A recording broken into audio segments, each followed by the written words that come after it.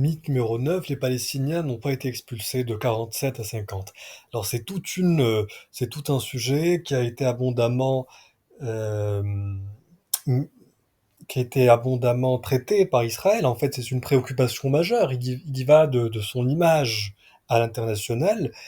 Et pendant longtemps, on a soutenu qu'Israël n'avait pas expulsé les Palestiniens.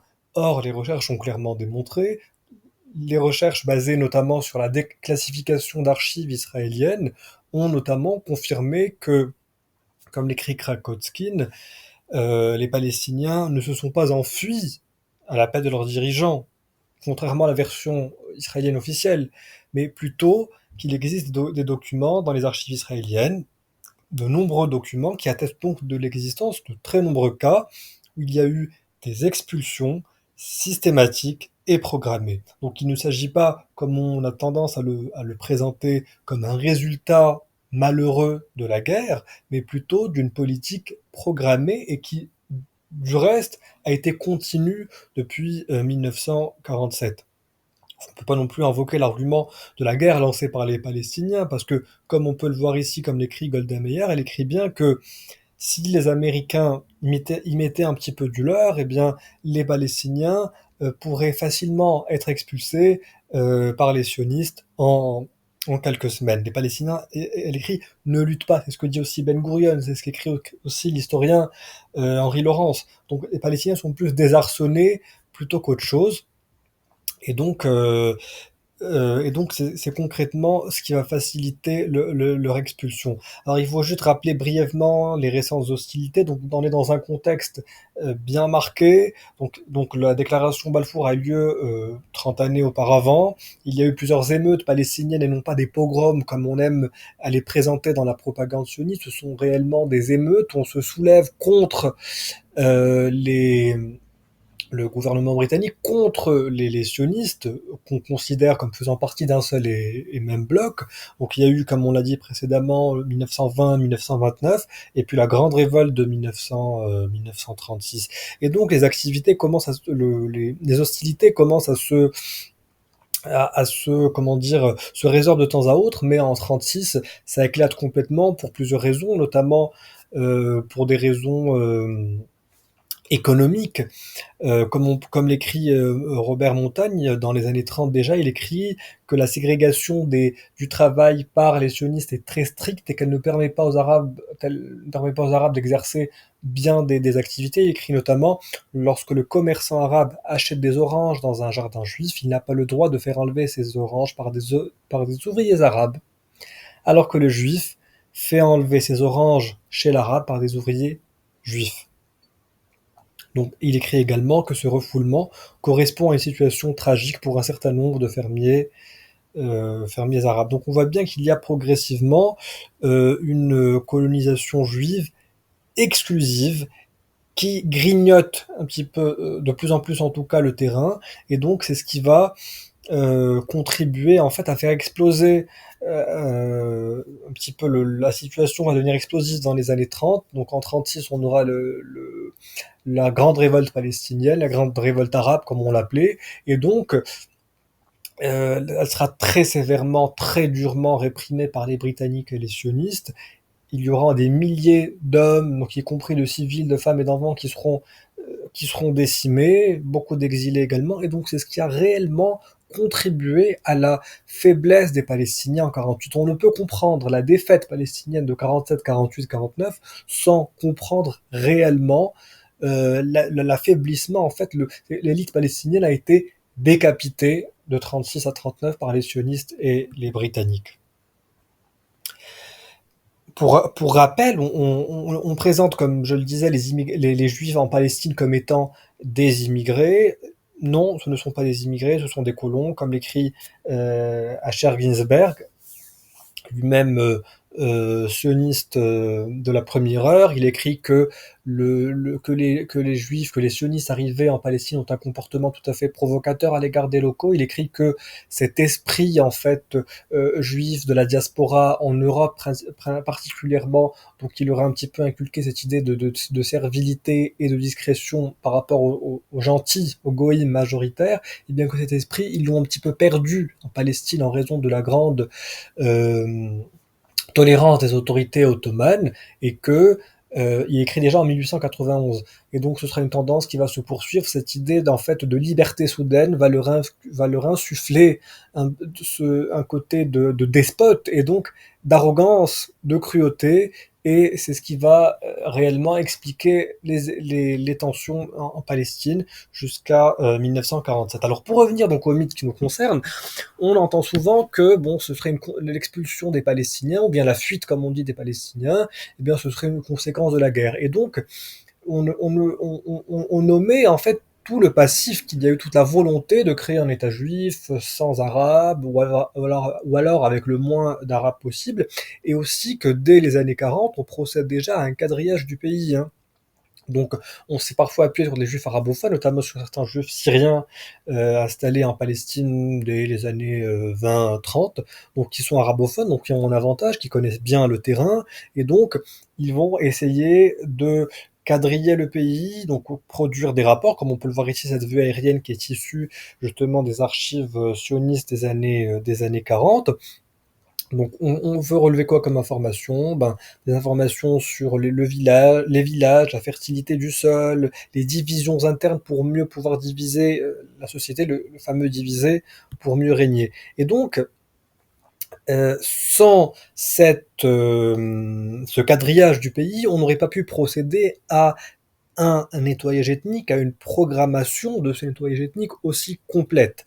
Pourquoi on s'en occupe de plus en plus? Parce que on réalise au bout d'un moment que on ne peut pas faire venir autant de personnes, autant de juifs dans un pays qui est déjà peuplé. On se rend compte que les ressources sont forcément limitées, et donc on agit en fonction de cette donnée.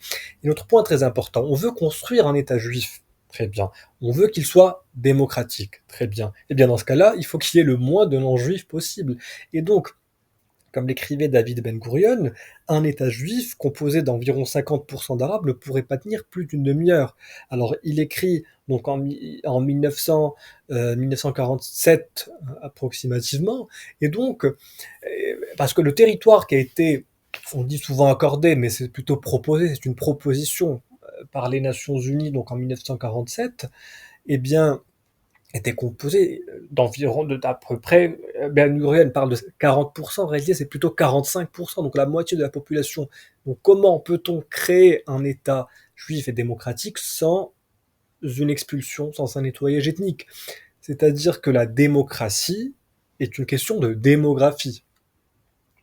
Donc comme on disait, les Palestiniens, ils sont plutôt désarçonnés. Donc il y a certes eu au lendemain du vote des Nations Unies, du projet de partition de la Palestine le 29 novembre 1947, il y a certes eu une attaque contre des Juifs à Jérusalem, mais globalement, il n'y a pas eu d'attaque majeure, et surtout Ben Gurion lui-même disait que les Arabes ne luttaient pas. Golda Meir le disait aussi de son côté, mais Ben Gurion lui-même est étonné.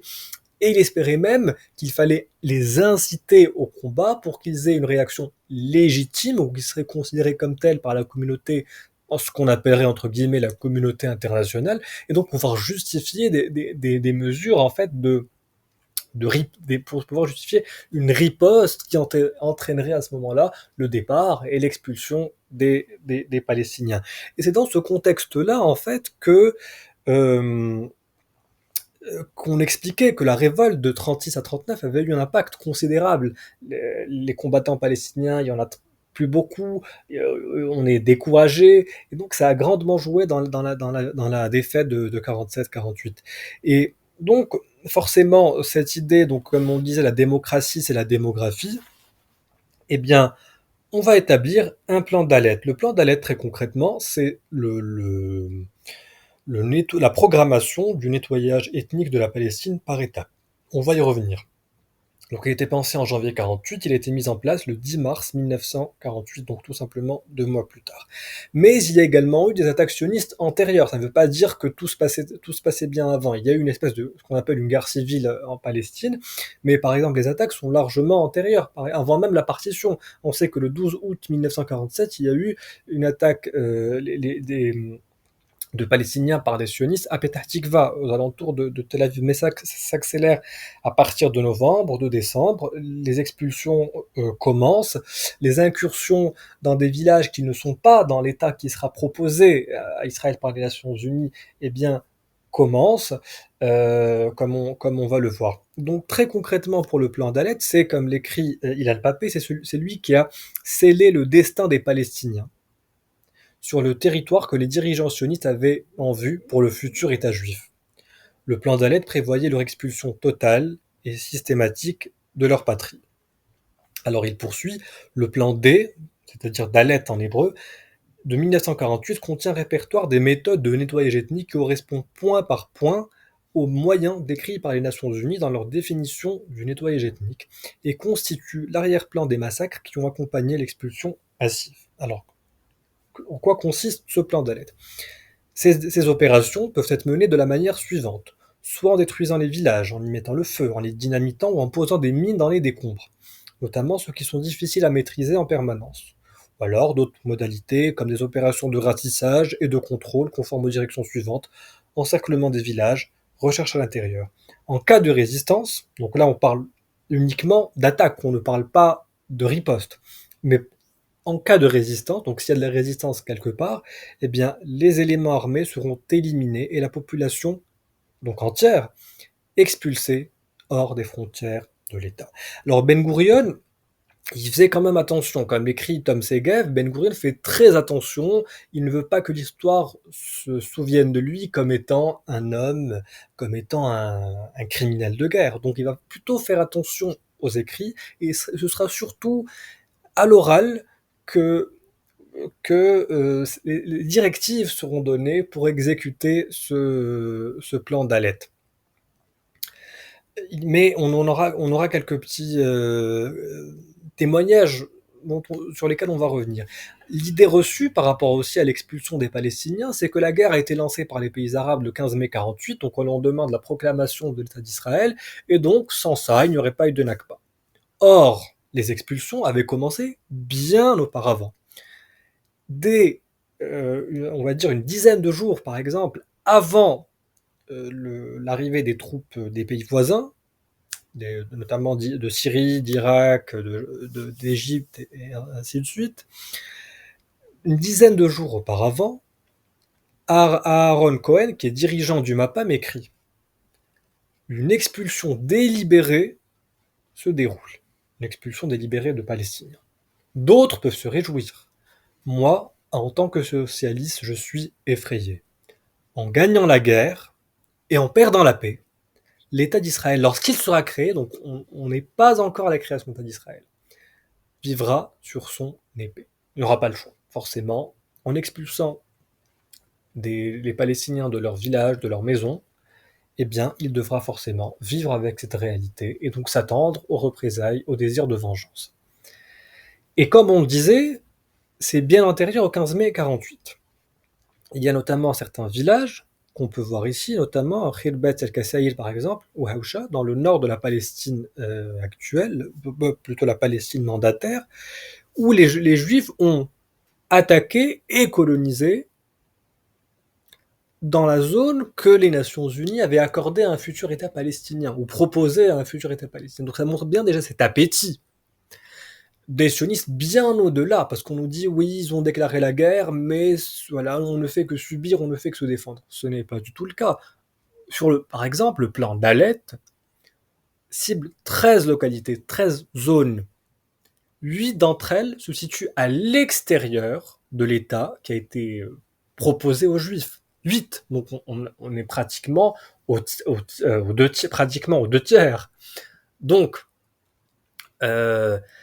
cette idée selon laquelle Israël ne fait que se défendre, c'est un petit David contre le méchant Goliath, ce n'est absolument pas la réalité.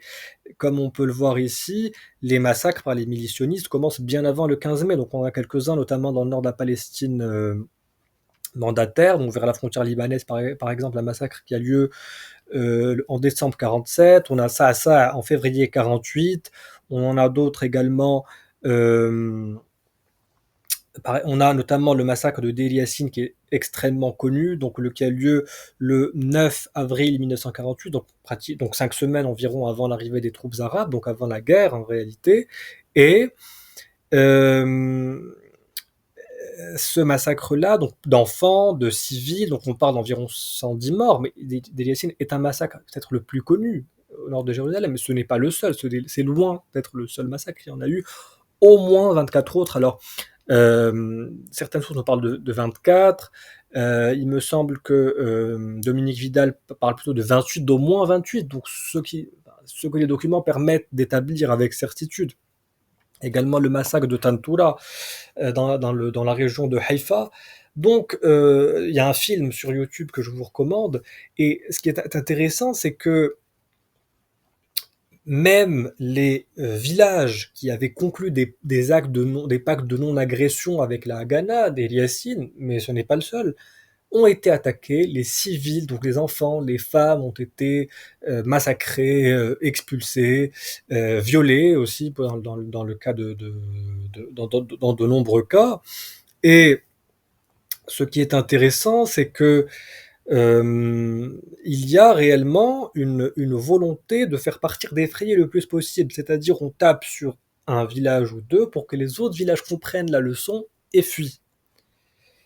Et alors il y a effectivement du côté palestinien, donc avant l'arrivée des troupes arabes, quelques volontaires qui viennent du Liban, de Syrie, et ainsi de suite, mais il y en a également de l'autre côté, parce qu'on nous dit oui, mais les méchants arabes sont venus, mais parmi les volontaires sionistes, donc avant le 15 mai, il y a également des juifs qui sont venus, notamment d'Afrique du Sud, des États-Unis, qui sont venus combattre pour le sionisme. Donc cet argument ne tient pas, et en réalité, ce qui est impressionnant avec la propagande sioniste, c'est qu'absolument tous les arguments peuvent se retourner contre elle. C'est absolument tout.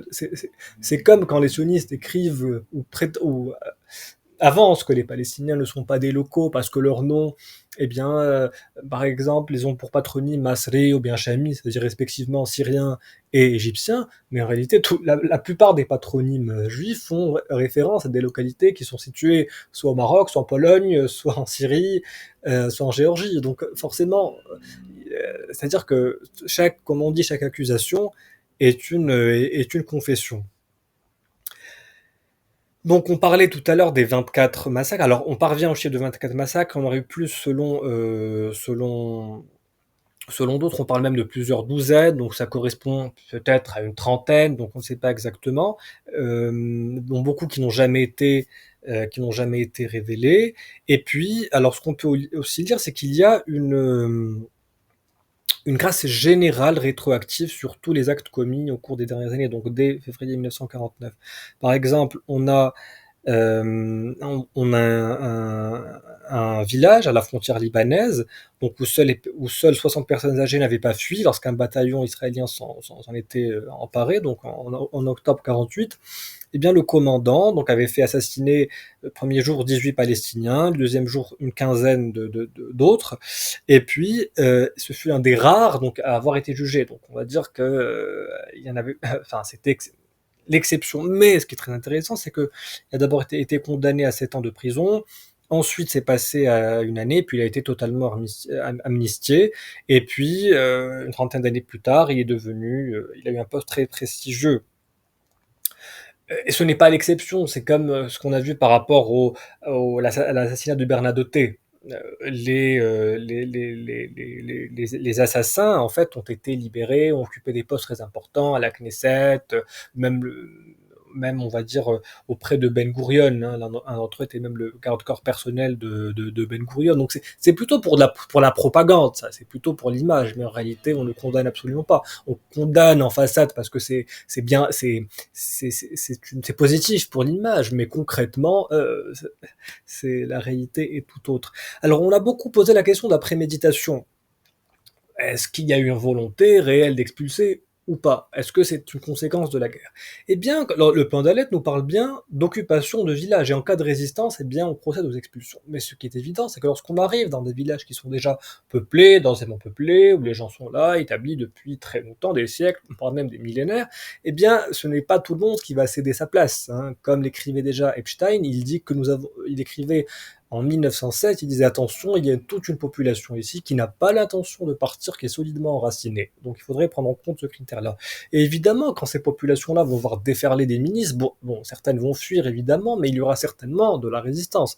Donc prendre des mesures par rapport aux résistances, c'est à la limite c'est une blague, parce que forcément, toute occupation entraîne une résistance. Donc, lorsqu'il y a résistance, eh bien, les forces occupantes vont prétendre riposter. Et donc, en ripostant, eh ben, on expulse tout simplement. Donc, c'est tout simplement ça, c'est aussi simple que ça. La deuxième option, c'est la reddition. Mais au bout d'un moment, eh bien, on tolère la domination, mais jusqu'à quand? Donc, c'est aussi la question qui se pose. Donc, en réalité, c'est comme si c'était voulu. C'est comme si le plan d'Alet était une version tout simplement édulcorée, politiquement correcte, ou plus ou moins correcte, d'un plan bien établi, c'est-à-dire de construire un État juif avec le moins d'arabes possible, le moins d'autochtones possible. C'est ça, c'est tout simplement ça l'idée. Il y a, comme on l'a vu dans les vidéos précédentes, une obsession démographique dans le sionisme. C'est, pour avoir une démocratie juive, il faut une démocratie. Pour avoir une démocratie juive, il faut avoir une démographie juive.